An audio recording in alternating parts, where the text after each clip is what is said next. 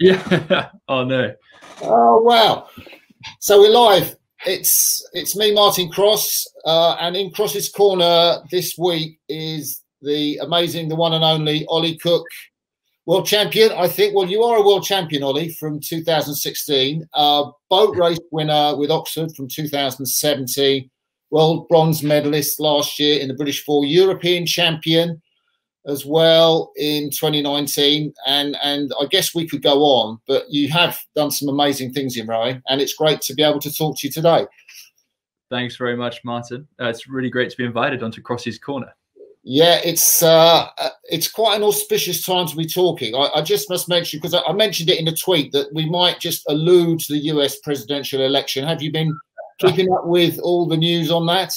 Oh no, probably not quite keeping up to it, but it's been a thing that everyone's been talking about for the last, well, actually for a while. In this squad, there's a lot of guys who are very kind of politically aware and really interested in politics. So I think it's been something we've been discussing for a while. In the last few days, yeah, we've been sort of comparing different news channels and seeing who's got the most who's kind of, which one has the sort of more electoral college votes for Biden, and how that's sort of who's predicting what and things. So yeah, I suppose if we get interrupted by a sort of next kind of revelation of Pennsylvania's gone Biden's way or something, then I think it has just before we went on air. So I think some networks might be calling the election already, but we'll have to wait and see for that. Okay. Ollie, you've been training today at Caversham. Be interesting to talk about your training regime and so on. But I think, first of all, what is the feel at Caversham at the moment? I know squads are in different kind of bases. It must feel quite strange and different. Oh yeah, it's. I think there's certainly one thing this week with lockdown coming into the UK and sports centres, rowing clubs being shut down. There's no question that we feel very privileged to be able to train and to be able to have a national centre that we can use. And I think we've kind of got a lot of different protocols in place to make sure that from the Public Health England's perspective, we're in a position where we can train, and we're sort of relatively COVID secure, and as secure as we can be. So that means the protocols mean it is kind of very, very different, and it is very strange. I mean, in the men's squad, we've been split up into the sweep team, and then there's the men's sculling team who is trained with the women's sculling team, and then the women's sweep team have been training at Longridge. But the idea is that the squads move in through the buildings at different times, so no one's using the same facilities, whether it's the gym or the ergs at the same time. So it is kind of very, very different. You get sort of passing glances where you kind of, how things are going as you sort of cross kind of as you sort of, the women's squad go one way and we go the other. It is quite strange, but it's at the same time just I feel very lucky that we can still carry on training during this time. Yeah, and so what have you been rowing in since you've been back? Have you been in a pair? Have you been in the same pair? I mean, what? Because I know. Well, maybe let's go back a little bit, because I think just before you went into lockdown, your four that you won a bronze medal in was pre-selected for the Olympic Games. And then that was kind of, maybe that was put up a bit in the air. I gather that Jurgen, and we'll talk about Jurgen not being there, I think, later on, but Jurgen and Christian both indicated that, there was some a good chance this form may continue into 2021. So what's happened with that unit since you've been back? And are you training with one of the guys in that four, or what? Yeah, I've been a pair with Matt at the moment. So and we've been training together so we've probably done most of the season so far. We've been back since September. Most of us have spent most of the time in pairs, and then we'll have a couple of days, usually towards the end of the week, where we'll mix it up and go in maybe bigger boats. But that's it's not a kind of fixed thing. And yeah, I suppose just before lockdown in March, so when we first went into lockdown, we had our trialing process, and then selection was kind of announced, and I was selected in the 4. So as a unit, we certainly stayed together through lockdown, and whatever kind of was going to happen with the summer, we were still sort of a unit. And then I think coming back into this season, there's a sort of there's a kind of a mixture between honoring the kind of trialing process that we went through last year, but also making sure that it's competitive enough that the right people, the fastest, the best guys selected for the game next year. Yeah, that's nicely put. Just about last year's selection process, I'm not sure if people knew, because it was all right at the end of lockdown, but I gather your 4 that you won the bronze in and became European champions in, that there wasn't another 4 that could be put together to beat it, and it was on that basis that you were kind of thought, right, these 4 guys need to go in the 4 as opposed to the 8 or anything else like that. No, actually, we tried lots of different things throughout the season. So we were last year definitely loads of just racing each other, and I think the coach is kind of looking to see over maybe different distances and different combinations. And I don't know, very much kind of there's definitely the kind of solid group of the core guys that were selected for the games were competitive in a 4 against our 4. Yeah. And so likewise, so there was, no, it definitely wasn't like we were one combination that just was kind of head and shoulders combination better than anybody else. I think that Jurgen was looking at, I suppose, what would be the best kind of fit for 2 boats, and then as a squad. But no, there was, I would say that very much there was like very competitive internal testing in 4s. And Jurgen seemed to have kind of selected an 8, a young 8 relatively, with Mo Sabihi in there as Mr. Experience. Yeah. Yeah, there was an 8. No, and Mo is very much the talisman of the team. So I think, he's the 8 was kind of, I think, a mixture of the Jurgen's group that he's kind of seen and been a coach of for the last few seasons, and it's definitely been a project that I think he's kind of seen through a little bit. But as you know, as you rightly said, group of young guys. In that Charlie was selected, and he hadn't raced as senior world champs before, so very young, but also bags of talent in that group. Now, I guess it's strange to be talking about Jurgen selecting boats and things like that, and he's not currently coaching in the squad. He's retired. I say that. I wonder if there's a chance that he may still yet return and do some coaching. But maybe we can leave those musings for a while. But when did you first learn that Jurgen wasn't going to be coaching the squad, Ollie? We first heard, I think, the day before it was made public, and I can't remember exactly the date, but sort of towards the end of August, I think there was he had an interview with Pinsent on BBC Breakfast. We found out the day before that he wasn't going to be a head coach for the season ahead. I mean, I can't imagine some of the conversations that must be going on, that must have been going on, particularly, from the 8, who I guess would be expected to be coached by Jurgen, and even to the extent in the 4. I mean, what were some of those conversations like? I think as probably as sort of people kind of understood that it came as a bit of a surprise for us, and I think a lot of us, the conversations really were sort of, why now, and is he okay? Is everything all right at home?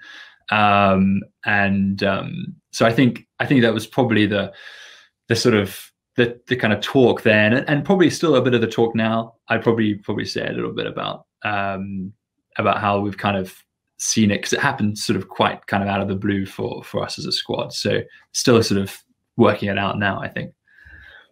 And in a sense, what is it that's replaced Jurgen? So I know clearly you've had coaches. I mean, the 4 had Christian and Steve Trapmore was working with the pairs.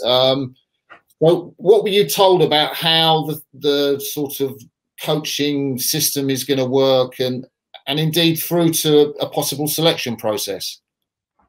Yeah, so I think the kind of the management of British rowing, of the senior squad, they kind of put into place a sort of probably kind of provisional framework for this year, and that they split the squads into the four kind of squads, the kind of men and women, and then sweep and sculling. And then so within that, they had their coaches who were already responsible for the boats. Yeah. And they, I think, probably would sort of had a sense of one coach that probably leads each squad.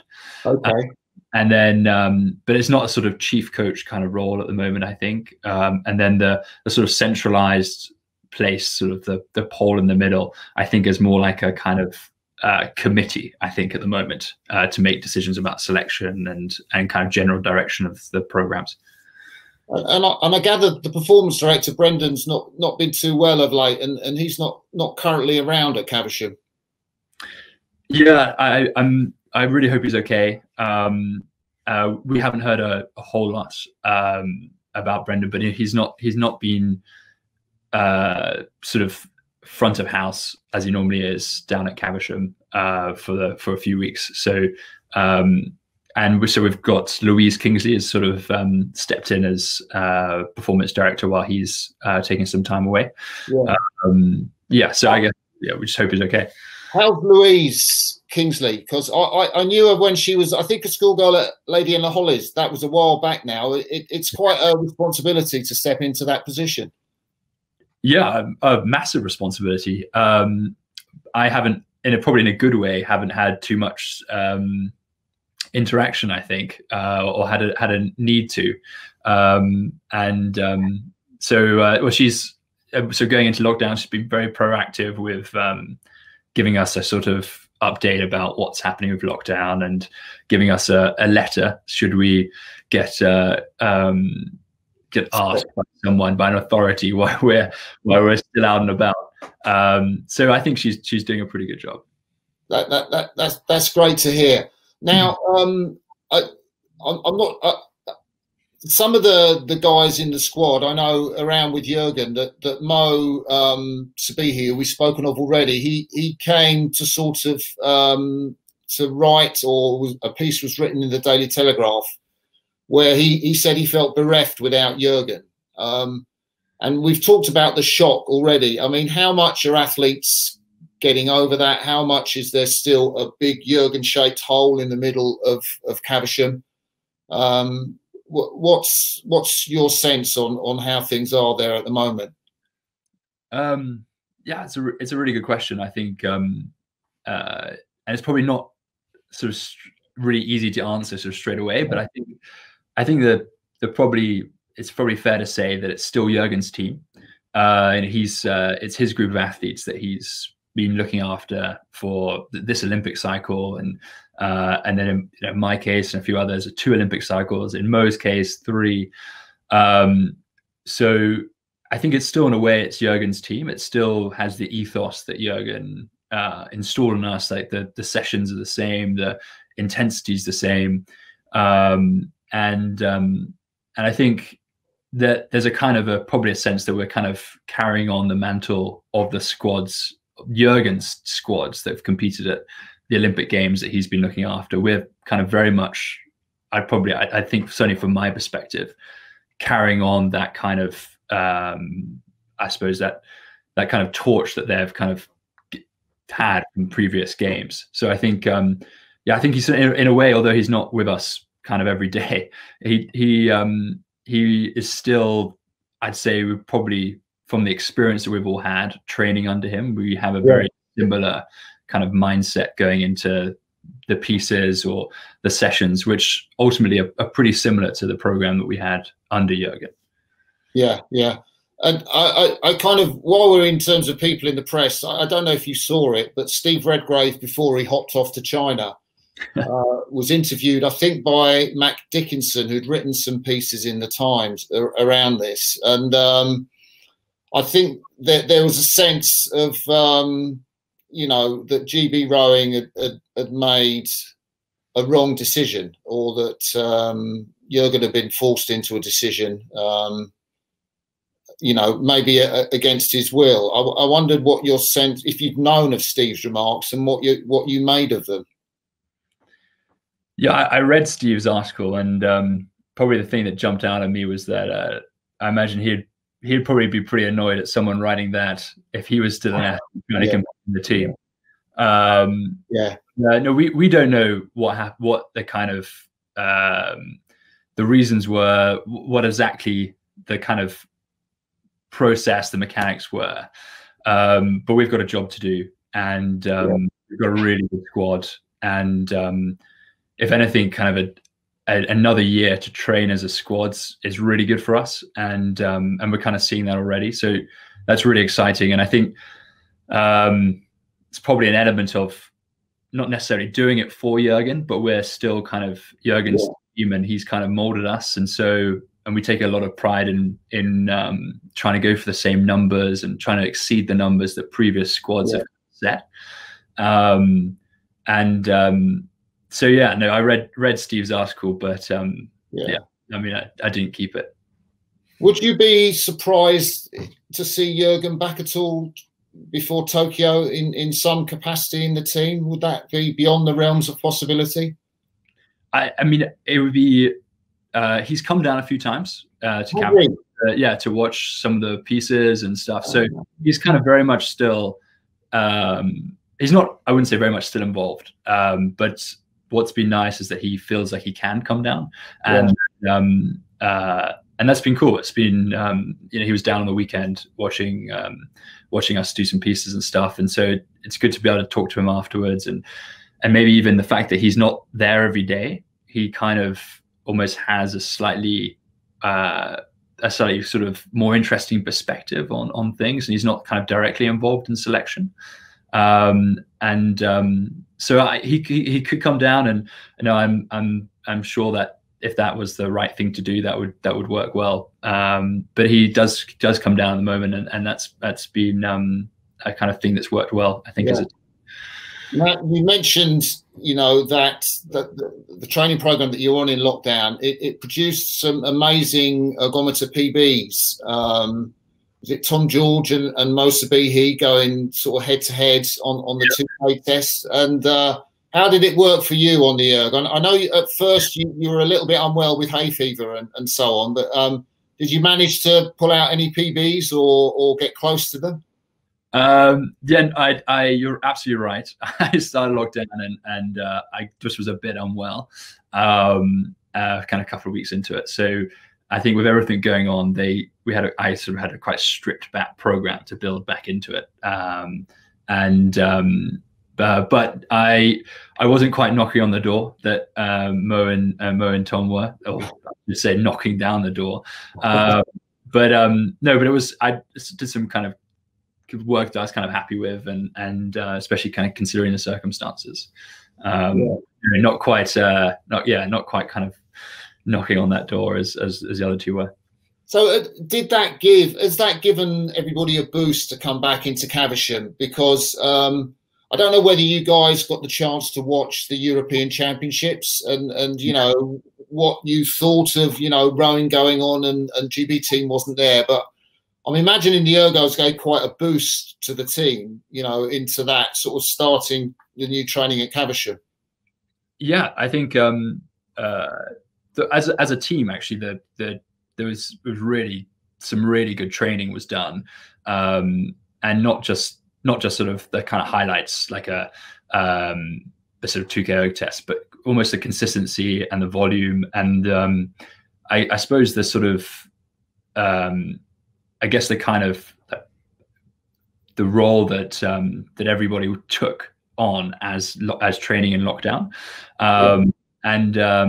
so I think almost fair to say across the board there was actually just a kind of very, very good level of training. There might not have been kind of PBs in every sort of part of the testing that we were doing, but I think actually probably looking as a squad, that consistency, the sort of kilometers, the whole volume done, I think definitely gave us a lot of confidence, especially in the last weeks of lockdown. And then we went on a break, and we knew, okay, we're going to have a break, and other countries might still be training.